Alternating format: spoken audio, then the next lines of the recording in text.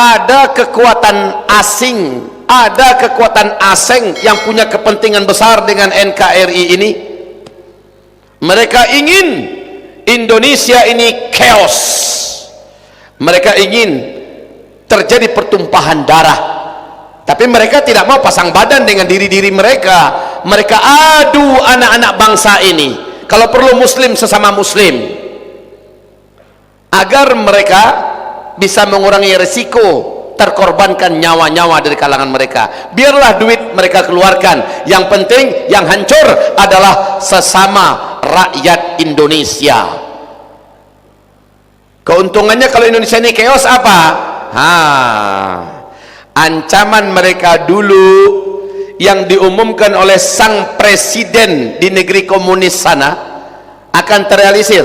Apa katanya? Sempat Indonesia kembali kacau seperti tahun 98, kami akan masukkan militer kami ke Indonesia untuk mengamankan aset-aset kami dan warga kami. Secara hukum internasional mereka benar. Sebab apa? 78% lebih tanah yang ada di Indonesia ini sudah mereka beli. Dan menurut mereka, siapapun warga negara mereka yang lahir di negara yang lain, punya KTP negara yang lain, menurut mereka tetap warga negara mereka, karena mereka punya dua kewarganegaraan. Jadi kalau mereka katakan kami akan masukkan militer kami untuk mengamankan aset-aset kami dan rakyat kami, secara hukum internasional, secara undang-undang internasional mereka punya payung hukum yang kuat. Tapi syarat untuk memasukkan itu harus chaos dulu, maka mereka ciptakan chaos. Mereka akan gunakan rezim yang bisa disogok, oknum-oknum yang bisa mereka beli untuk menciptakan dan melancarkan misi mereka. Sebab kalau sempat militernya masuk, TNI sekalipun takkan kuasa membendungnya. Ini pernyataan mantan Panglima TNI sebelumnya, Jenderal Gatot Nurmantio. Jangan terpancing, kata beliau. Seberat apapun keadaannya, jangan terpancing, karena mereka inginkan itu. Kita umat Islam di Indonesia sedang berkuasa apa sedang dikuasai? Oke, bagus. Jawaban korek. Kita di Indonesia punya power apa tidak? Tidak. Bagus, jawabannya jujur dan benar. Kita di Indonesia udah siap perang dengan segala kekuatan dan militer apa tidak? Apa tidak? Apa yang siap? Emang punya militer? Emang punya senjata? Tidak. Maka yuk belajar dari sejarah. Belajar kita dari sejarah. Rasulullah saat di Mekah masih lemah. Walaupun ada orang-orang kuat sudah bergabung. Sayyidina Hamzah sudah bergabung. Umar bin Khattab sudah bergabung. Orang-orang yang memang terkenal jagoan juga sudah merapat, sudah masuk Islam. Tapi secara de jure, de facto mereka belum lagi apa-apa. Masih lemah. Sangat lemah. Saat satu persatu orang-orang yang beriman yang mengucapkan la ilaha illallah Muhammadur Rasulullah ditangkapin, disiksa, digebukin sampai dilepaskan satu persatu kuku, dijemur dan dipanggang, bahkan ada yang dibunuh di depan mata mereka saksikan. Itu apa kata Rasulullah sallallahu alaihi wasallam? Sabran, sabarlah dulu, sabar. Sabran ala Yasir fa inna mau'idakumul jannah. Tolong kalian sabar ya, keluarga yang sedang dalam ujian gara-gara la ilaha illallah di dada kalian, yang kalian lafazkan dengan lidah kalian, akhirnya kalian mendapatkan ujian bertubi-tubi, fitnah, penangkapan, penyiksaan dan segala macamnya, bahkan dibunuh. Sabar, janji Allah untuk kalian adalah surga. Fa inna mau'idakumul jannah. Itu kata Rasulullah di Mekah. Karena kondisi masih lemah.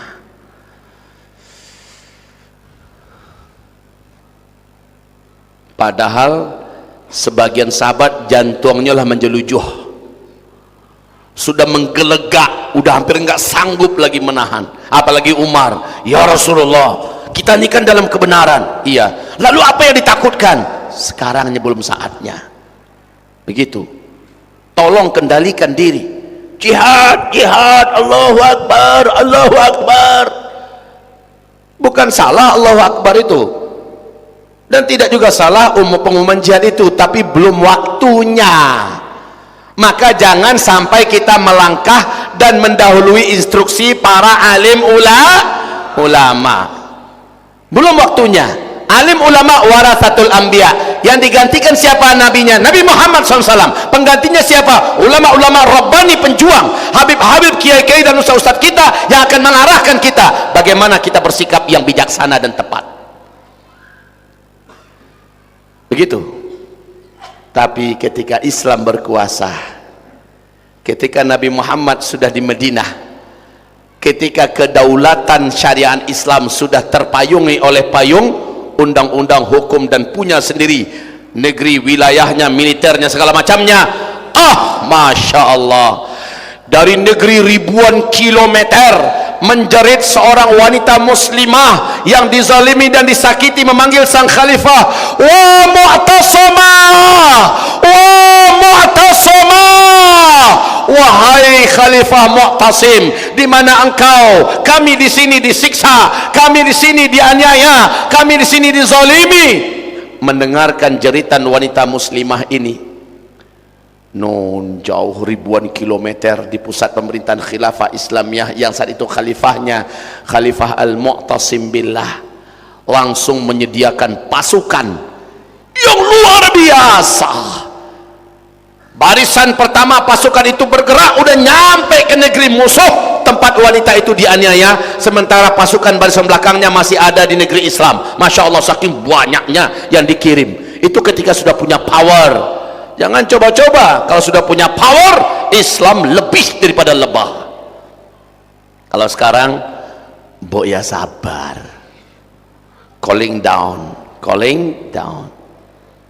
Itu saudara-saudara kita juga, kawan-kawan kita, tapi mereka sudah keterlaluan. Ustaz Abdul Somad mereka persekusi di mana-mana, di beberapa titik dakwah mereka batalkan pengajian, mereka bubarkan, bla bla bla bla bla bla bla. Maka sabar. Mau masuk surga tidak? Mau masuk surga? Maka ingat, salah satu syarat yang berhak menjadi ahli surga adalah orang yang mampu bersabar. Bukan berarti sabar ketika dia kuat dia bisa berbuat lalu dia sabar, bukan begitu. Tapi ketika dia lemah, dia sadar dia kalau seandainya berbuat bisa konyol, maka dia sabar dan dia tunggu instruksi para alim ulama. Itulah dia sabar saat ini. Khalas? Paham? Oke, begitu. Saudara-saudaraku, hamba-hamba Allah yang kami muliakan, pembahasan kita yang kedua pada malam hari ini tidak kalah strategisnya, dan ini sangat penting sekali berkaitan dengan bencana yang terjadi. Padang, Sumatera Barat. Coba di kota Padang sudah ada spanduk besar-besar peringatan dari Bapak Gubernur Sumatera Barat. Ada peluang atau kemungkinan akan terjadi gempa berskala besar 8,9 skala Richter, dan gempa ini bisa menimbulkan tsunami setinggi 15 meter. Kota Padang, sumbernya langsung dari Padang. Ada apa sebenarnya sehingga sekarang gubernur sudah membuat, wali kota Padang sudah memberikan jalur evakuasi? Kalau terjadi kemana harus lari, sudah dibuatkan jalurnya, sudah dipastikan, disebutkan titik-titik yang aman, mana yang zona hijau, mana zona kuning, mana zona merah. Sekarang sudah dipastikan, siap siaga. Padang dalam keadaan badampuang-dampuang jantuang kini. Ada apa dengan kota Padang, kota tercinta kita? Palu, apa yang terjadi dengan Palu? Tsunami 7,4 skala Richter, disusul 7,7 skala Richter tsunami. tingginya tsunami hanya antara 3 ke 6 meter saja, tapi disusul dengan variasi azab yang aneh-aneh. Tanah daratan yang bergerak lalu tenggelam bles, bumi yang terbelah, semua yang di atas ketelan lalu merapat kembali. Ini yang aneh-aneh terjadi di Palu. Ternyata Palu telah resmi ketahuan semua jenis maksiat kelamin lengkap di Palu. Semua jenis maksiat kelamin, khususnya perbuatan dosa yang lebih dibenci oleh Allah daripada zina biasa. Zina biasa laki-laki berzina dengan perempuan, tapi yang ini adalah laki-laki memburu laki-laki, wanita mencintai wanita. Yang terbanyak adalah kaum homoseksual di sana. Merinding saya tadi mendengar kawan-kawan memberikan laporan. Mereka meyakinkan saya berita ini akurat. Untuk Riau sudah terhitung jumlah yang resmi di angka 7 ribuan orang para lelaki homo. Innalillah. Rumbai termasuk di antara tempat yang terbanyak kaum LGBT-nya di sana. Kota Pekanbaru, maaf kalau saya sebutkan tempat ya, saya ingatkan pemerintah Kota Pekanbaru, Gubernur Riau, ini kewajiban Anda menutup dan mengusir semua pelaku-pelaku seks menyimpang. Kewajiban Anda. Jika Anda tidak lakukan, demi Allah, apa yang terjadi di Palu akan terjadi di kota tercinta yang kita sangat sayangi ini. Riau sudah rawan dengan bencana. Di bawahnya kita sudah tahu apa yang terjadi. Gempa dengan cepat bisa Allah datangkan, dan cukup pelaku LGBT sebenarnya pemancing terbesar dari bencana. Saudara-saudaraku, memang menjelang Dajjal keluar, ini kan ada di penghujung tanda besar kiamat, di penghujung fase keempat ada 4 tanda besar kiamat. Yang pertama adalah dukhon, yang kedua adalah Dajjal, yang ketiga adalah Allah turunkan Nabi Isa alaihissalam, baru yang keempat sebagai penutup fase keempat Allah lepaskan Ya'juj dan Ma'juj. Nah, kita lihat tanda besar kiamat yang kedua, Dajjal. Tolong dibaca kembali buku kita yang berjudul Ensiklopedia Akhir Zaman oleh Syekh Dr. Ahmad Muhammad Al-Mubayyab. Di sana disebutkan para pengikut Dajjal, sebelum Dajjalnya secara fisik keluar menampakkan diri, para pengikut Dajjal itu ada 8 kelompok. Salah satu kelompoknya adalah para pelaku seks menyimpang. Kaum LGBT adalah kelompok yang akan menyembah Dajjal, dan itu tersiapkan terlebih dahulu di setiap kota di seluruh dunia menjelang Dajjal keluar. Tanda-tanda Dajjal akan keluar di dalam hadis sahih Imam Muslim dari Fatimah binti Qais, 100% tanda-tanda Dajjal akan keluar di masa kita ini sudah terjadi. Saudara-saudaraku yang kami muliakan, maka kehadiran kaum LGBT, tugas siapa menyetop mereka? Anda diam saja, maka saksikan bangunan-bangunan rumah yang Anda bangun puluhan tahun akan berakhir tamat. Kalau Anda biarkan, kalau ibu bapak membiarkan saja, sekolah-sekolah anak-anak kita akan rata dengan tanah. Anak kita ada dalam tumpukan itu. Usaha-usaha kita, kantor-kantor kita, kantor gubernur, kantor wali kota, dan semua kantor-kantor yang ada, jembatan kita, usaha kita, semuanya hancur karena kelakuan kaum Nabi Lut ini. Jangan biarkan.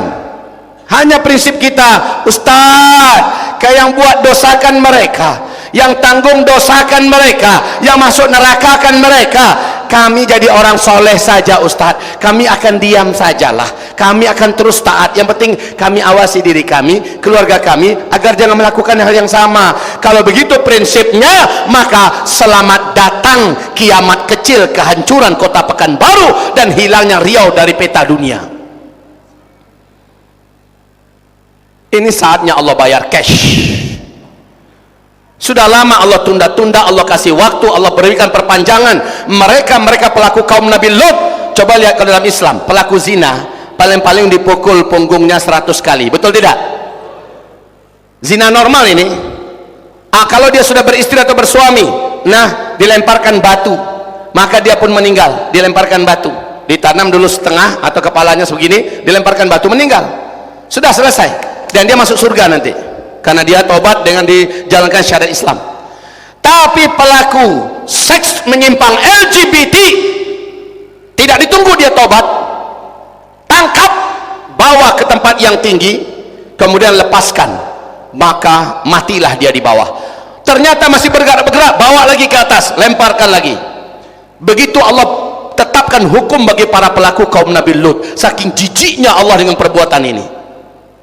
Dan ini ada di kota kita, ini ada di negeri kita.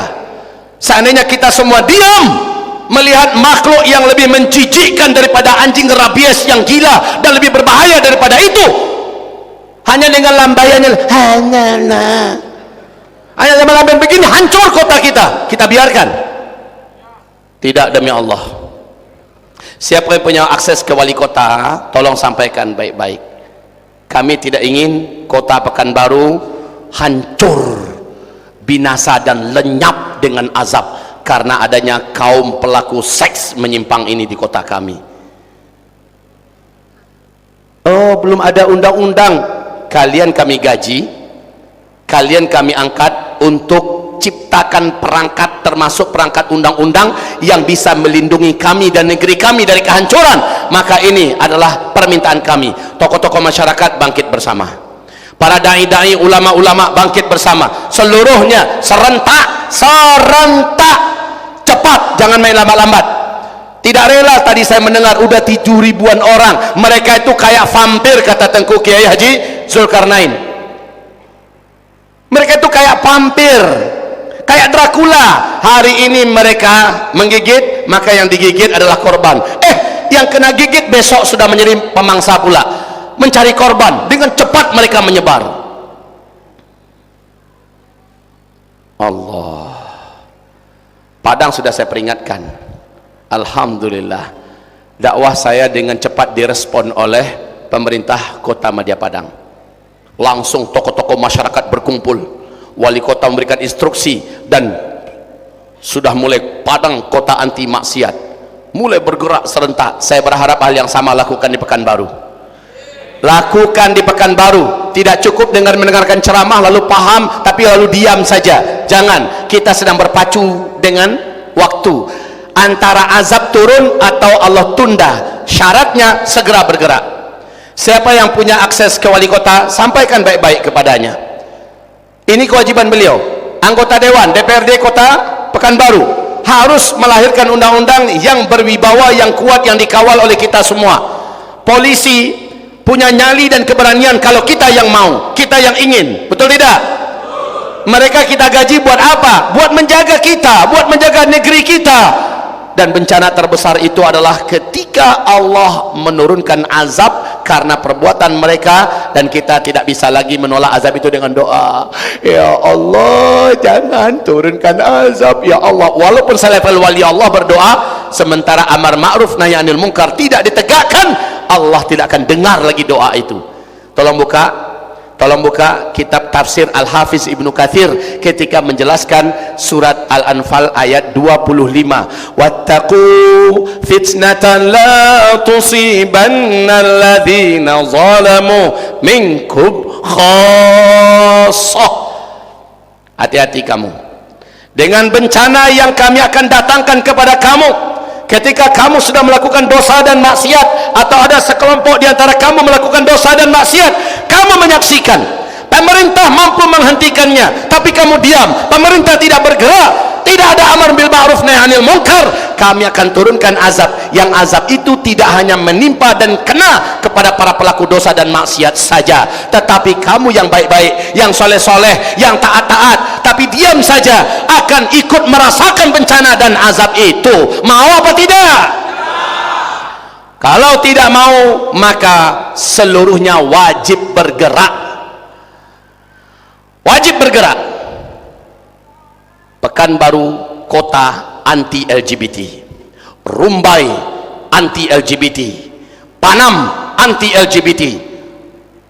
Tajamkan mata kita, lihat kalau sudah mulai agak aneh-aneh, kalau sudah mulai agak ketahuan jelas, foto cepat. Di mana tempat rumahnya, aksinya, kalau perlu orang yang dipoto, lalu jadikan orang itu macam anjing rabies gila yang kita buru bersama-sama. Setuju apa tidak? Mereka penghancur negeri. Kita nggak bisa terima, Pak. Kita nggak bisa terima. Saya tahu apa yang akan terjadi. Ini jangan-jangan Ustaz Zul akan hilang nih, segala macamnya. Terserah, saya titipkan jiwa raga saya kepada Allah. Ketemu saya, mereka saya lawan sampai saya mati, atau mereka yang mati. Bu, hati-hati anak-anak kita, hati-hati anak-anak kita, khususnya anak laki-laki, Pak. Memang ditarget betul oleh mereka. Sekarang ini saya malah curiga, agak sedikit gamang melihat orang agak ganteng-ganteng tapi sudah mulai kemayu-kemayu, jalannya udah bahaya itu. Ustaz, iya, waktu saya di Padang Panjang, Pak, kota Padang Panjang, waktu itu saya masih pulang ya, tahun 95 dari Mesir pulang. Saya diikuti oleh seorang lelaki ganteng, mengikuti belakang saya, mulai menyapa saya dan mengajak saya untuk perbuatan kaum Nabi Lut. Untung tidak mau pelintir kepalanya. Awak lu kan ditanyanya dan cakik utang bariang gue nggak tahu nyok laki-laki sejak sawananya. Kini anakmu enam balik ke 7 balik kan laki-laki sejati itu. Awak lu kan ditanyanya di mana lalu malam kodanya. Dia ndamak banggakan yang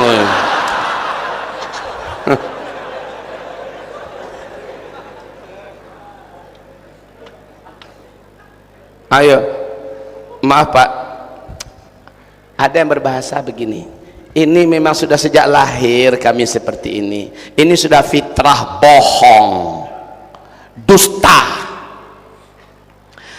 Sebab Rasulullah bersabda, ma min mauludin illa yuladu alal fitrah. Tidak seorang pun yang terlahir ke muka bumi ini melahirkan, dia lahir dalam keadaan fitrah normal, di atas fitrah yang lurus. Fajtalatshumus syayatin, maka setan-setanlah yang menjadikan mereka menyimpang dari fitrah mereka. Jadi orang-orang LGBT, laki-laki suka dengan laki-laki, pastikan pasti ada setan betina masuk ke dalam badan laki-laki ini, dan setan ini suka dengan laki-laki dari kalangan manusia. Karena dia ada di badan laki-laki yang manusia ini, seolah-olah manusia ini yang menjadi suka dengan laki-laki, padahal ada setan di dalamnya. Para pelaku LGBT, pastikan Pak, kumpulkan semua pelaku LGBT, kita ruqyah mereka, kejang-kejang mereka semua itu. Tidak sedikit yang taubat dan berubah, insya Allah menjadi normal kembali, dan mereka malu menyesal, kok bisa saya dulu begitu, setelah setannya keluar.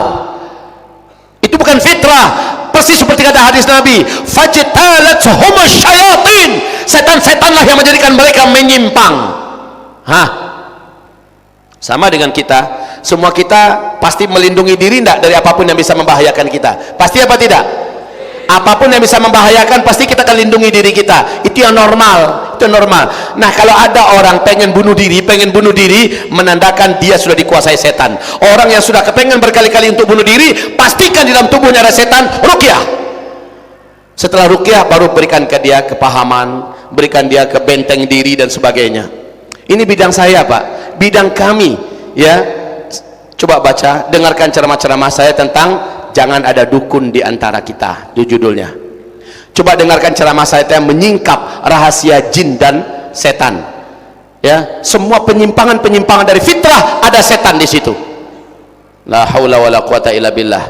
Pekanbaru dan negeri-negeri sekitarnya akan terkena bencana dan azab besar kalau LGBT dan kelakuan maksiat kelamin ini tidak ditutup. Begitu juga tempat-tempat dosa dan maksiat lainnya. Tapi yang terkuat yang mengundang bencana adalah perbuatan kaum homoseksual ini. Ya, Ibu bapak siap bergerak? Tidak. Maka tidak boleh menunggu hari, cepat kumpulkan tokoh-tokoh masyarakat, pimpinan-pimpinan ormas, nenek mama, seluruhnya wajib merapat antar satu dengan yang lain dan desak pemerintah kota Pekanbaru, pemerintah provinsi Riau ini segera. Ingat ya, salah satu di antara tanda bencana akan Allah datangkan kalau sudah ada yang memberikan teguran dengan keras, yang sudah ada memberikan ancaman Allah dengan jelas, lalu ternyata diabaikan, maka terjadilah. Saya sudah sampaikan, saya khawatir kalau kota Padang tercinta seandainya agak berlambat-lambat saja mereka sedikit, saya khawatir, saya sangat khawatir. Semoga mereka bergerak cepat. Begitu juga kita yang di sini bergerak cepat. Angka 7.000 itu bukan angka sedikit, sedangkan 70 saja sudah cukup membuat kita merinding, Pak. 70 lah, ini bukan 70, 10 kali lipat saja 700, 100 kali lipat 7.000. Innalillahi wa inna ilaihi. Wong di Palu itu cuma 1000-an anggotanya, Pak, 1000-an yang di Palu, ini 7.000. Mau santai-santai? Sudahlah Bapak Ibu, saya yakin banyak sekali orang-orang soleh yang luar biasa di sini, banyak orang-orang baik di kota Pekanbaru ini, tapi jenis dosa yang dibuat oleh kaum homoseksual ini tidak akan mampu diimbangi oleh kesolehan ibu bapak semua. Cara satu-satunya adalah usir mereka, keluarkan mereka, silakan mereka cari negeri yang lain. Kalau semua negeri menolak mereka, sudah, silakan mereka pergi cari pulau sendiri, tinggal di pulau itu. Kaum homo tinggal di pulau itu semuanya. Semoga tsunami khusus untuk pulau itu saja. Ketahuilah, sumber petaka terbesar yang menimbulkan bencana nomor satunya adalah syirik. Nomor satu adalah syirik. Di Palu itu ada namanya Palu Nomoni, tahu kan?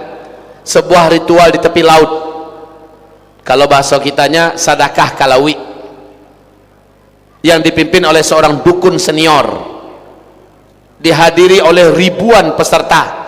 Menurut mereka ini adat dan budaya turun temurun, dibiarkan, bahkan wali kota ikut mendukung, ikut membackup dengan alasan ini sumber pemasukan, ini adalah salah satu ladang wisata kita.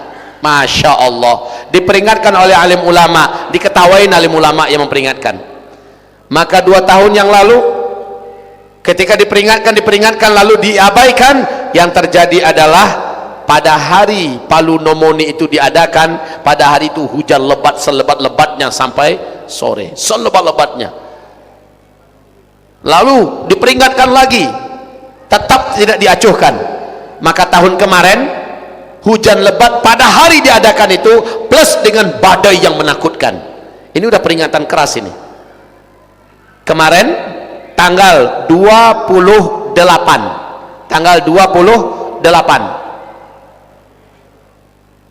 hari Jumat, dari pagi sudah ada gempa.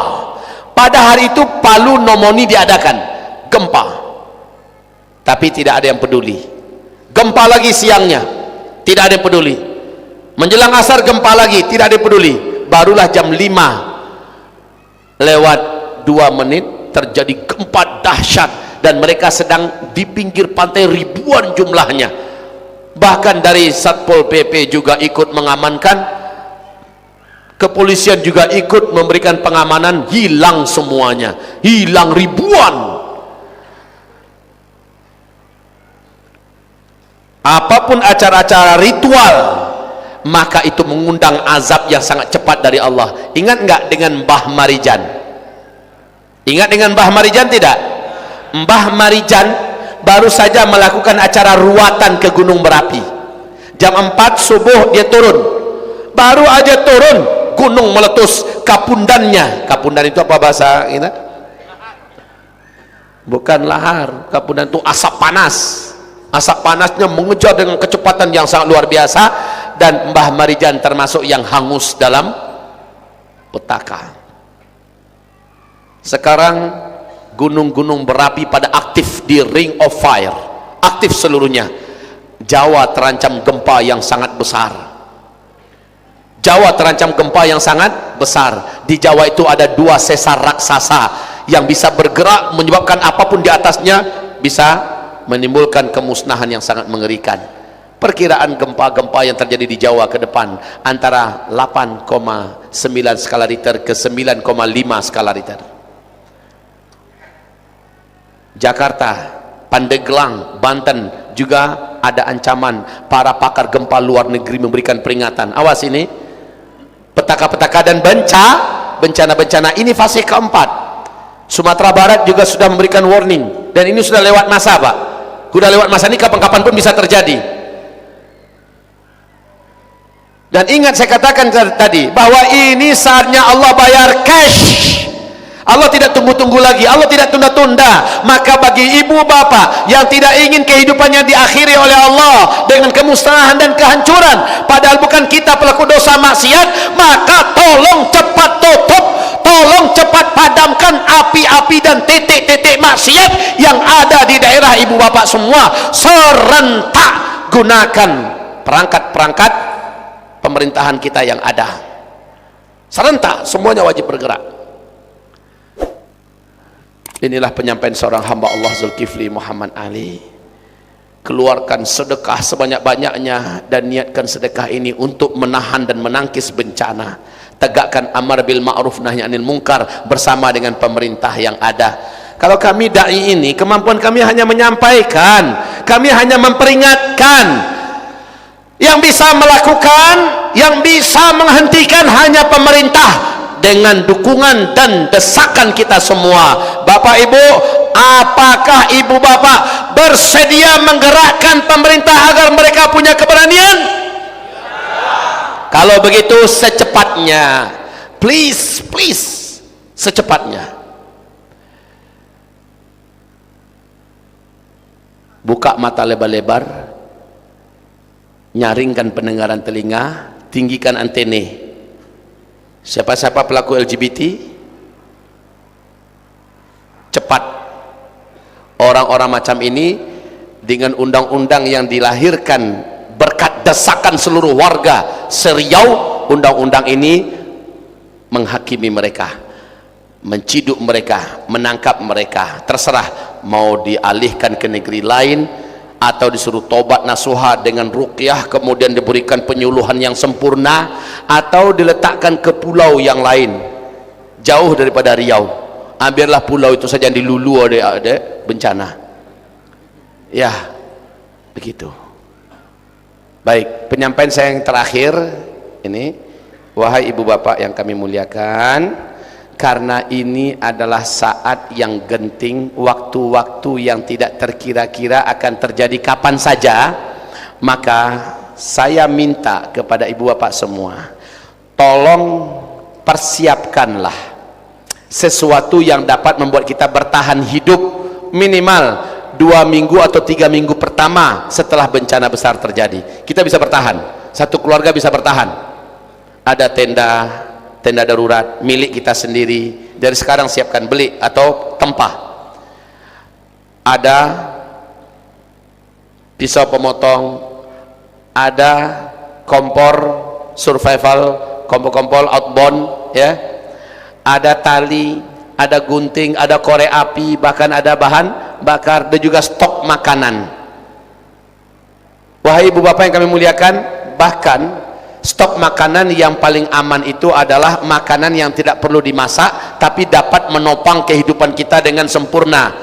Kurma ini mampu bertahan berbulan-bulan, apalagi kalau kurma itu dipres, ya, kurma yang kayak dodol yang udah dibuang bijinya lalu dipres, kemudian dalam plastik yang tanpa ada udara, ini bisa tahan setahun 2 tahun.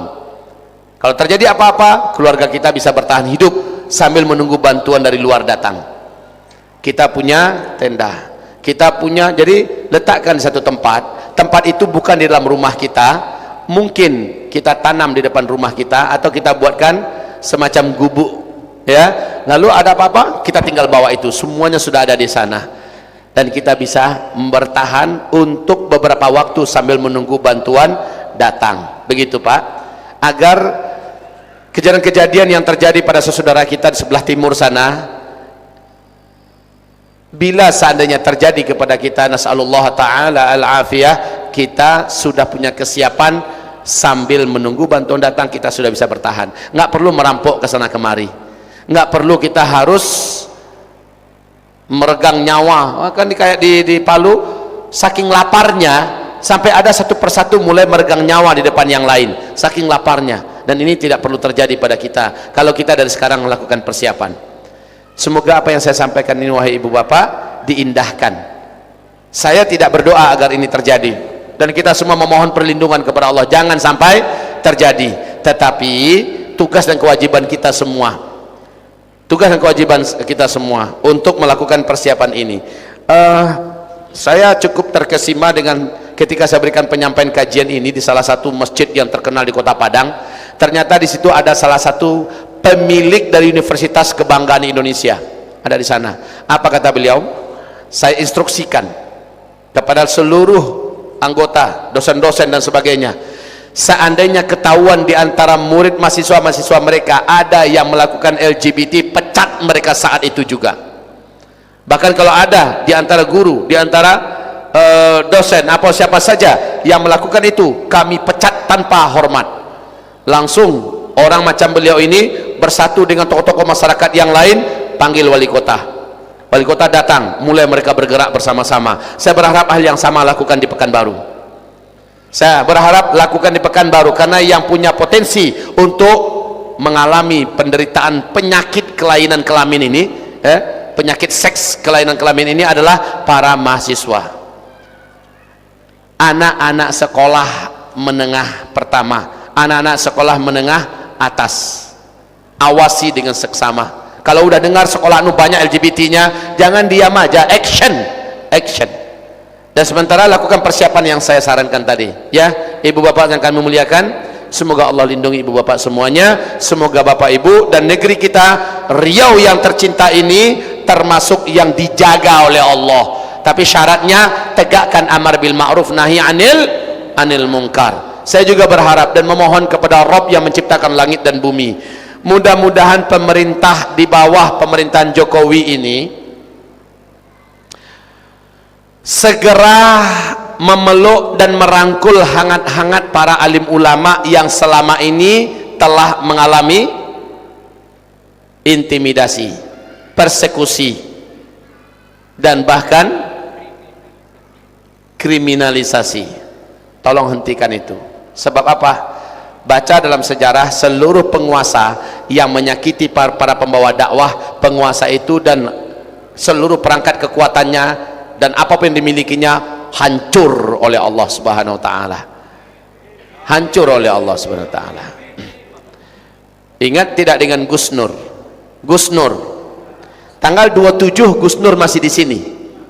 Tanggal 27 hari Kamis menjelang maghrib, Gus Nur memberikan penyampaian yang masih ada di YouTube bahwa beliau sudah dipanggil oleh Polda Palu. Beliau tinggal di Palu, ya, beliau tinggal di Palu dan pesantrennya juga di Palu. Polda Palu memanggilnya dan statusnya sudah sebagai tersangka. Yang mengadukannya adalah Banser. Apa kata beliau? Kalian lakukanlah apa yang ingin kalian lakukan kepada saya, silakan. Tapi ingat, Allah maha hidup, Allah maha melihat, Allah maha menjaga, Allah maha membalas. Lihat jam tangan kalian sekarang. Dari saat ini juga saya sampaikan kepada kalian, kalian punya istri kan, kalian punya anak kan, kalian punya kehidupan, kalian akan menyaksikan hal yang tidak kalian sukai yang akan terjadi pada kalian. Lihat dari jam ini, saat ini, kata beliau, hanya 24 jam Palu. Saat itu saya ada di Makassar, Pak. Saya di hotel lantai 10, bergoyang besar hotel itu, ya. Lalu setelah maghrib baru saya tahu bahwa tempatnya adalah di Palu. Yang anehnya, Masya Allah, Polda yang mengundang beliau sebagai tersangka habis oleh gempa dan tsunami. Dan yang uniknya, orang-orang yang mengadukan beliau, yang melaporkan beliau itu ternyata bersumber dari kampung yang tenggelam.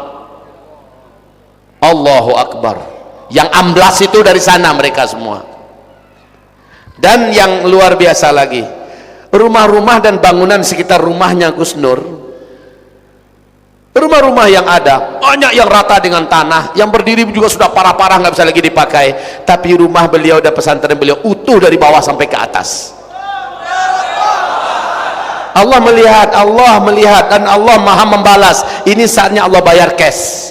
Jadi saya mohon kepada pemerintah dan rezim yang sedang berkuasa, jika ingin negeri ini dijaga oleh Allah, pemerintahan ini juga dibiarkan oleh Allah terus berjalan dan bertahan, maka jangan lagi sakiti para alim ulama. Riau ini jangan coba-coba ada ulamanya yang disakiti, jangan coba-coba. Saya khawatir bila ada ulama pewaris Nabi di Riau ini ada yang dikriminalisasi, ada yang diintimidasi, ada yang dipersekusi dan sebagainya. Lihat, antara LGBT dengan kelakuan ini sudah sepadan, ini sudah sah dari langit untuk diratakan dengan bencana. Tidak ada suatu kekuasaan apapun yang menyakiti para pembawa dakwah, melainkan yang berkuasa itu selesai dan tamat oleh Allah Subhanahu wa ta'ala.